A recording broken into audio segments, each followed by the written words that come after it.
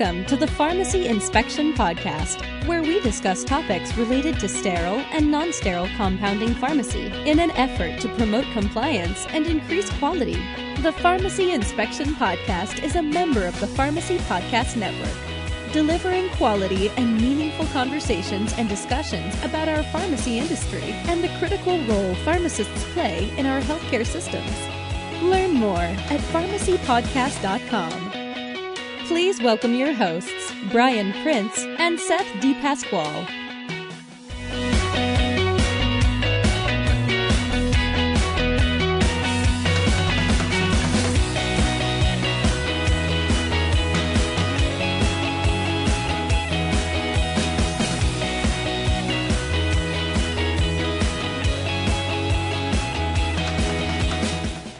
Hello and welcome to all of our compounding friends and colleagues to the Pharmacy Inspection Podcast, where we discuss all things compounding. Let me echo Seth's New Year's wishes from last year and say thank you for joining us in 2018. It's a new year and a new opportunity for us together to keep raising the bar.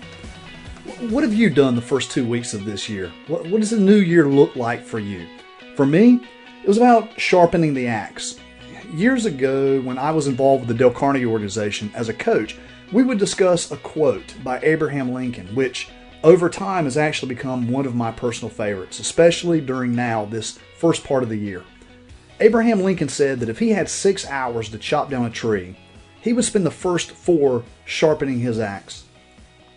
And what that translates to us is taking some time now, at the beginning of the year, for ourselves, for our pharmacies, and just because I'm a firm believer in strategic planning, because without some sort of plan, we're all just really kind of going through the motions with no real targets and no real goals.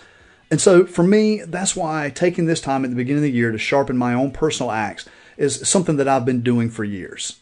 So I encourage you to do the same. This week on the podcast, Seth and I have the pleasure of speaking with Joe Cabaliero and Bill Mixon. I've had the pleasure of knowing these two gentlemen for 4 or 5 years now. And I actually call them because I rely on them to help me fill in some of the knowledge gaps in sterile compounding.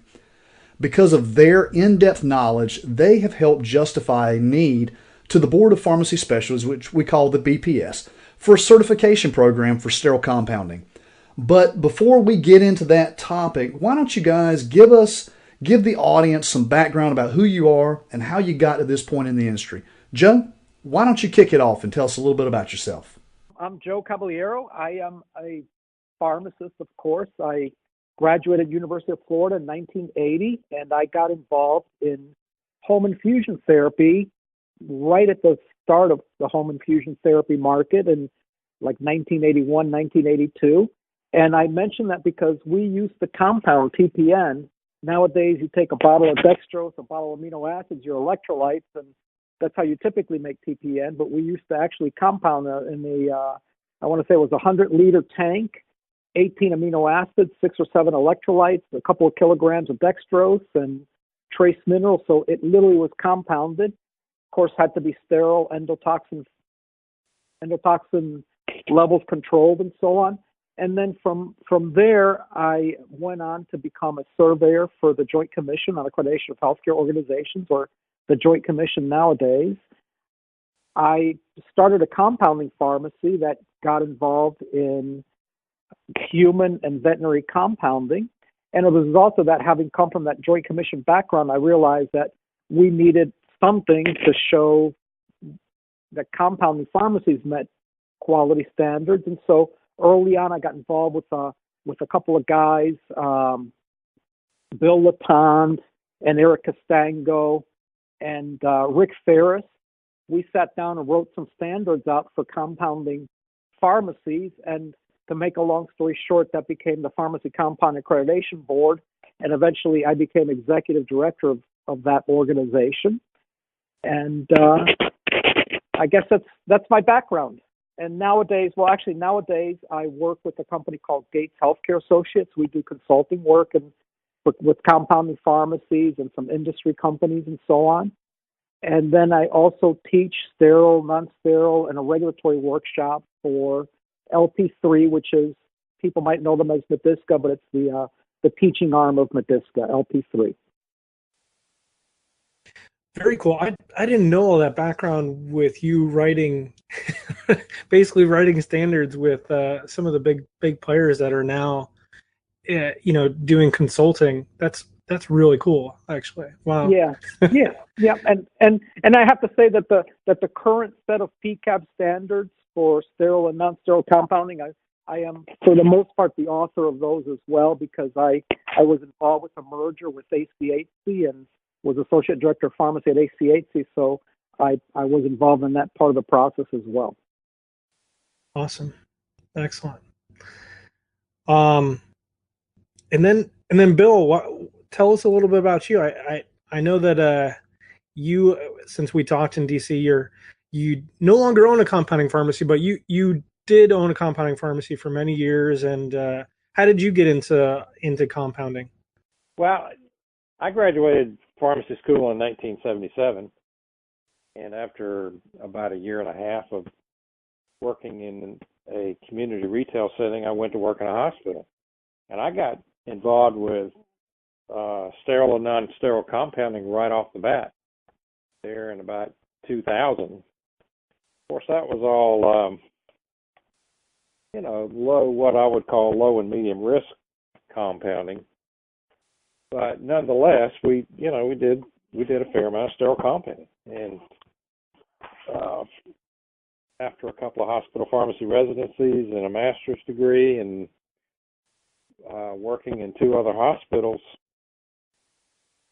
I got into full-time pharmacy compounding when I went to work with another pharmacist here in Hickory who had already established a very small compounding practice. I brought the sterile expertise, and we began doing high-risk sterile compounding back in 1998, I'd say, 1997. One thing led to another, and we opened the compounding pharmacy here in Hickory. And I've been doing pharmacy compounding full-time ever since. In the process of that, I had the good fortune of being elected to the USP Expert Committee for Compounding, and I did my first cycle from 2010 to 2015, and then got reappointed to the Expert Committee for the 2015-2020 cycle. During that time, ever since 2010, we have been working on a revision to USP Chapter 797. And also during that time, we wrote and brought out USP Chapter 800. So I've been very involved with USP and standard settings since 2010, as well as trying to follow USP standards in my own pharmacy. In addition to that, I do surveys for PCAB for pharmacies who want to be accredited through PCAB. So I'm using the standards that Joe helped to develop. So the big thing that I kind of wanted to get you guys together on was the board certification for compounding, making it a specialty board certification. So, I know that you guys are both authoring that to some degree, and when I first saw it, I thought it was an awesome idea. I wrote that I wanted to be the first in line to actually become board certified. So, how did the idea of that all get started, and where'd that all come from? Joe, I'll let you answer first. Okay, sure. So I know this idea first came up in the 1990s with Dr. Lloyd Allen. He had brought this up to BPS, the idea of creating a certification program for sterile compounding, but it kind of died for lack of interest. But I guess it kind of simmered there. And then the next time I know that, at least from my perspective, that it came up when I was the executive director of PCAB during the whole NECC disaster/tragedy. And at that time, as you know, all the boards of pharmacy, FDA, everybody in the world was looking, how can we regulate compounding pharmacies more? And I brought up to Tom Menigan, who's the CEO of APHA. Hey, Tom, part of what needs to be done here, there really ought to be some kind of specialty for compounding pharmacy, because all these rules tend to focus on facilities, equipment, and so on. But we know that 99% of the process is the skill of the people that are leading the sterile compounding facility. So somewhere there it came up, and then there's a colleague of ours, Anna Nowobilski, who's also on this committee. I think she again brought that up to APHA again, and I think that maybe got the process a little bit restarted again. Yeah, I think that really is, in my opinion, the one thing that's really missing. We have all these standards in place, and I think for what we're trying to accomplish, they're good. But I think the big thing that we're missing is I guess I've kind of heard it like this: the 797 is almost like the Cliff Notes version of how we should be operating within a clean room, but it doesn't enable people to actually know some of the why we're doing all this stuff. And I feel like a board certification will actually get us to that point. Do you feel like you'll have to actually know a lot of, like, I guess that brings up the point, like, what do you feel like is going to be in the board certification to become board certified? Well, let me go back to your point, Seth, because I think it's really interesting. You had shared as part of the podcast a letter you wrote to the Massachusetts Board of Pharmacy. Yes. And in that letter, and I thought this plays right into what we're talking about here. In that letter, you said, I think if I can fairly summarize it, hey, your rule shouldn't be that specific because you're sort of stifling innovation and patient care and so on. And I think this is part of exactly why I think this certification needs to exist, because we're supposed to be a profession, right? And although I don't disagree that we have proven that unfortunately we need some of these rules, the rules are getting such that if it's 3:00, you need to turn the clean room, the clean room lights off, and the pressure needs to be this and that. And I really think hopefully what this certification will do is bring the level of skill up to hopefully that you'll need less prescriptive regulations, because people will know what they're supposed to do. So you don't have to write a rule book of what you do in every case if something happens, right? Because what I'm starting to see in many cases with some of these rules, and I think this is what you alluded to, is that, maybe 95% of the time or 99% of the time you have to do something in compounding pharmacy because the rules say so. But there's that 1% where maybe that thing is not the right thing to do. And yet the rules kind of stifle you from doing the right thing because, whenever you write, I've written standards. Bill is involved with writing USP 797. I had the opportunity also to be on the USP Council, a convention, which is another USP committee. And whenever you write all this stuff, you're trying to write something to hit every eventuality, but that's what makes it so difficult. Because every time you try to write a standard, right, somebody will raise their hand and say, but what about this? And how do you do that with that what about this part of it? Competent, well-trained personnel, right, that know what to do in these special situations. Yes, exactly. You hit the nail right in the head. I couldn't have said it any better. Yeah, I think that's the one thing that we're missing is just a cohesive understanding of how we should operate. And I guess I almost sort of alluded to the fact that it shouldn't differ from zip code to zip code. We should just sort of have one standard nationwide. But yeah.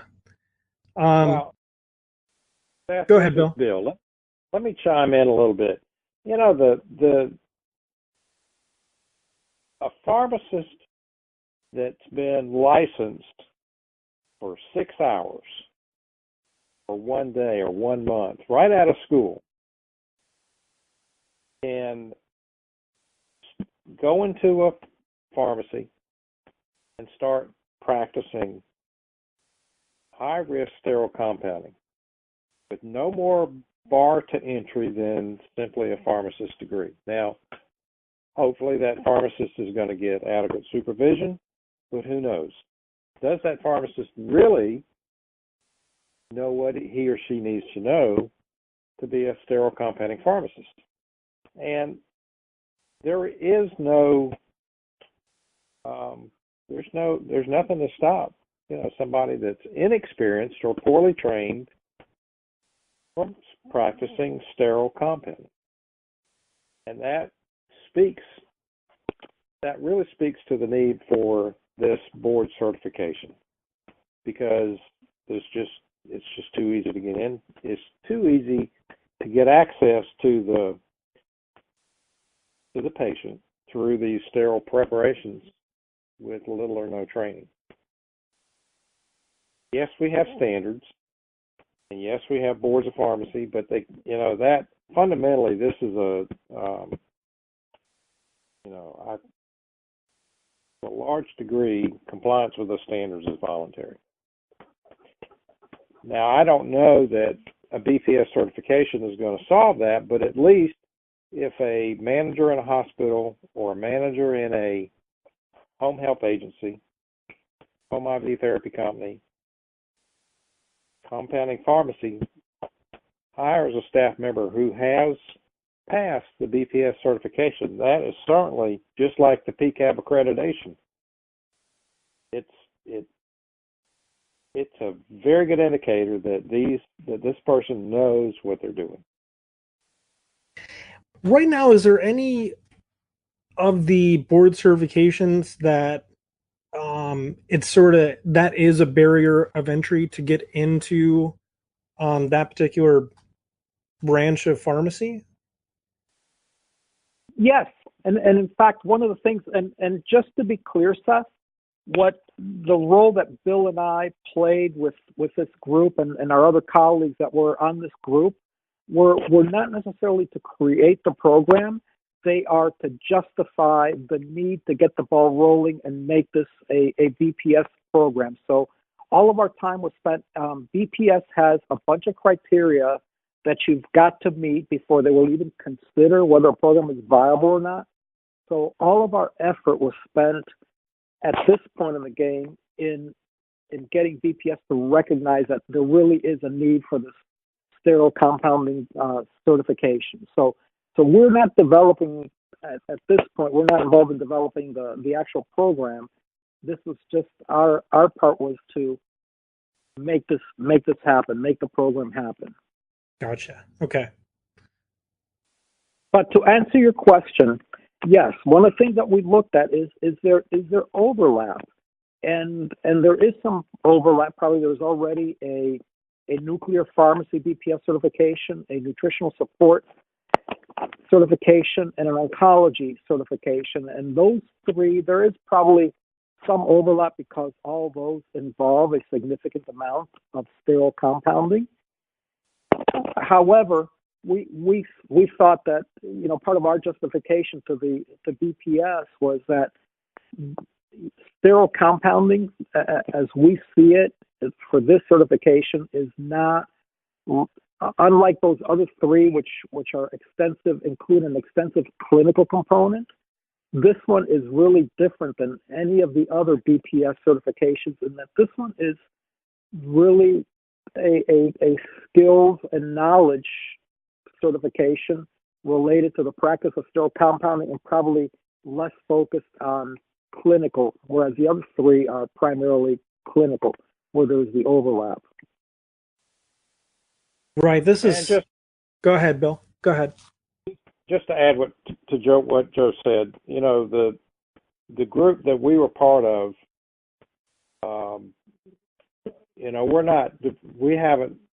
we weren't asked to develop like the specific questions or the specific areas that will be expected to be where the pharmacist has to demonstrate competency. Like Joe said, we were just justifying the need for a BPS specialty. So it's to be determined at this point exactly what knowledge and skills and training that the BPS certified sterile compounding pharmacist will have. We covered some of it, but we didn't really spend a lot of time laying it out. Now, there was a role delineation survey done prior to this step, and in that group, and I was part of that, we did try to identify all of the areas where a sterile compounding pharmacist might touch, and it's really, really broad. Can I read you kind of our draft definition for what the compounded sterile preparations pharmacist does, or kind of how we define the role? So this is what we presented to BPS, just so everybody's clear what we're talking about here. Pharmacists practicing in sterile compounding are responsible for ensuring that sterile preparations meet the clinical needs of patients, satisfying quality, safety, and environmental control requirements in all phases of preparation, storage, transportation, and administration in compliance with established standards, regulations, and professional best practices. The CSP pharmacist specialist is accountable for the supervision, training, competency assessment, safety, and oversight of other personnel who are involved in this work. Now, something that should have jumped out when I read that to you, the last line there, the CSP pharmacist specialist is accountable for the supervision, training, competency assessment, safety, and oversight of other personnel who are involved in this work. At what stage is this certification in the approval process at this point? So we created a document for BPS. Well, prior to creating this document, we did a survey. We surveyed our colleagues. Most of them, the vast majority, and I don't recall the numbers off the top of my head, but the vast majority of people said this is a great idea.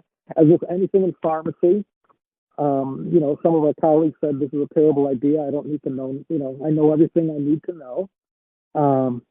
And then we also worked with a number of organizations in hospital organizations and some of the leaders in some of the industry and so on to get letters of support that yes, we need this, we need this program. And then we had to respond to several different criteria that BPS establishes for any one of these programs. We have to put together a pretty extensive document. Bill, if you refresh my memory, it's like, 400 or 500 pages of stuff we had to answer. Our final document came out to be like 400 or 500 pages of here's why we need it. Here's what organizations said. Here's what our colleagues.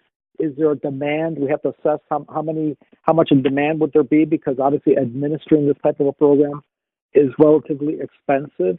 And so we have put this together, and at this point, BPS is reviewing that. Is that correct, Bill? Is that how you understand the process, where the process is at right now? Right. Yes, this petition went to ASHP and APHA, who apparently oversee the Board of Pharmaceutical Specialties, and this document basically provided the background and the justification for BPS creating this specialty. So now it's up to those individuals, I guess the board of directors for BPS, to decide whether to go forward and write the exam and create the specialty. And I don't. Yep, and I don't know actually, I just pulled up. I actually just pulled this up, and it's 432 pages of justification that we had to do. So. Wow. How long did that take you guys to write? Oh, we've been a day. No, we're that good. Several months. Yeah. We worked on it. I was extremely excited to have Joe and Bill on. Honestly, I can't wait to meet Joe in person one of these days. And when I had the pleasure of meeting Bill in D.C. for the FDA Compounding Committee, I had a great time speaking with him. They're two of the finest pharmacists and people I've had the honor of meeting. So thank you both, Joe and Bill, for coming on the podcast. I'm very hopeful for the board certification that it will become a reality. I truly think it's a necessity. What about you? What are your thoughts on the proposed board certification? Let us know. Send us a tweet at Pharmacy Inspect. Message me on LinkedIn or Facebook. Email us at podcast@pharmacyInspection.com or visit the site and leave us a voicemail. Let us know. Next week, we have another extraordinary guest on the show, Rad Dillon, who is a pharmacist and ACHC auditor. This is going to be an episode you don't want to miss if you're trying to improve your practice or if you have a PCAB accreditation coming up. So thanks so much for listening. I hope you'll join us next week. Until then, keep raising the bar.